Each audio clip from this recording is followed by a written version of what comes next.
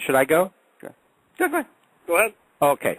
Well, let me try to tie in some loose points of this debate, and also it's interesting that I thought he was an atheist. He's actually an agnostic.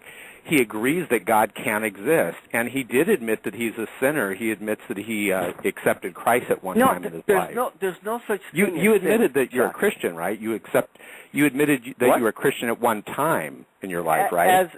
As a boy, yeah. Right. So you admitted you were a sinner? As a boy. Okay, so he admitted it. Because I was in. All right, hold on, Mickey. Hold on. Let me do my part. I didn't interrupt you, so I want to. Go ahead. You notice he did not. I didn't bring up the ontological argument, so you made a mistake there, Mickey. I didn't bring that up, but you mentioned that I brought it up. I didn't bring it. I brought up the cosmological argument. He didn't even touch that, folks. I brought up the teleological argument. Because he didn't even touch that. Hold on, Mickey. I'm almost. This is my closing argument. There's nothing there. I brought up the objective values. On objective values, he says there is no objective morality. So on his worldview, rape is not wrong. See, Mickey, what I can give you is an objective moral foundation in Christianity. On Jesus Christ, he was not able to debunk the three arguments that I gave. On experiential reality, Mickey, hold on. I didn't interrupt you. Hold on. Okay, go ahead. On experiential reality, I mean, it might be objectively wrong for you to interrupt me. Go ahead. I'm sorry. Go ahead. Hold on, Mickey. So the five arguments that I gave, he has not even touched any of them. In fact, I'm going to put the Mickey, hold on. I'm going to put the cosmological argument on my side of the debate. He said he has no problem with God existing. You heard him say it. Number two, the teleological argument, the fine-tuning, he didn't even address that. He says he has no problem with the possibility of God existing. Objective values, he did touch on that. Mickey, listen, it is madness. Atheism is madness. You've got to get out of it, man, before it rots your brain. Because the last thing I'll say is this. Okay. He wasn't able to debunk anything we said about Jesus Christ or experiential reality. So, ladies and gentlemen, you've heard the debate. I think it is obviously clear that atheism, or should we say faiththeism, is madness, and that Christian theism is the more plausible position. Okay, Mick. At one time, people did rape, and it was not considered bad. There's still At one time, people, well, yes, but it's a moral, it's a crime all over the world.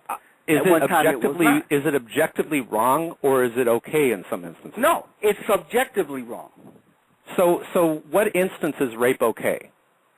Rape in our society Mickey. is never. Gotcha. No, you didn't get me. Because what it's instance not objective. is rape okay? It's Go subjective. Ahead. It's subjective. What instance is rape okay? Don't evade. It's never okay. But it is ladies and gentlemen, it's never okay. Well, let's put objective morality on my side. Okay, Mickey, you're just digging yourself a bigger hole, my friend. God bless you, Mickey. I think you're thinking rational now. You are showing your ignorance. You are showing your ignorance. You admitted it's never okay. We play back the audio. For Christianity, there's no argument there. Well, I gave you my arguments, and you didn't debunk any of them. No, because there's no argument there. Here's what you said. Look, you said there's no objective morality. It would be like if I was telling you the story of Moby Dick and proving it that it is true by reading Moby Dick. See, this is the problem with you, Mickey. Is you need to you're comparing the cosmological, teleological, objective values, Jesus Christ, experiential reality, to a story of Moby Dick. Do you think that's rational? No, don't use the cosmological and teleological arguments to prove anything. You don't like about those arguments? Christ. No, but it has nothing to do with Christianity. Oh, it has everything to do with it. It's got nothing to do with Christianity. Look at the very first page of Genesis. In the beginning, God created. But that is... And you even admit that God... Well, let me ask you this. Do you agree with me that the claim that it's possible for God to exist contradicts the claim that it's impossible for God to exist? No, I do not believe. I believe... Now... You don't agree that those contradict?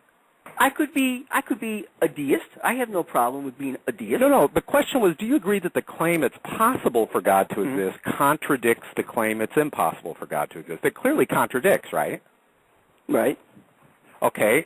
Well, then this is why atheism is null and void. Imagine this, Mickey. I'll ask you a question. You could ask me one. You got 666 atheists in a house. 333 of them say it's possible for God to exist. The other 333 say it's impossible. But then Mickey, they're not atheists. which group of atheists is right, or do you not know? But they're not atheists then. They're agnostic. They're not no, atheists. they're all atheists. Are you saying there's no atheists that say it's possible for God to exist? Okay. All right. Of course there are. Now, look, do you believe in Zeus? Do you believe that Why should I? Give me some arguments for Zeus. Well, right. So you are, when it comes That's to why Greek I don't believe theology, in atheism. Atheism is just like Zeus. It's right, fatheism.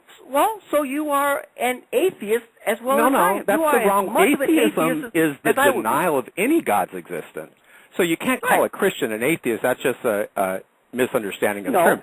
Well, you agree. You can have it let me ask you this, Mickey. There's 666 atheists in the house, and half of them say it's possible for God to exist. Clearly, I know atheists that say it's possible for God to exist.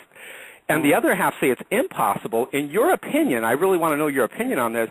Which group is right? The group saying it's possible for God to exist, or the group saying it's impossible? In your opinion, do you know which group is right? Well, as an agnostic, I would say possible.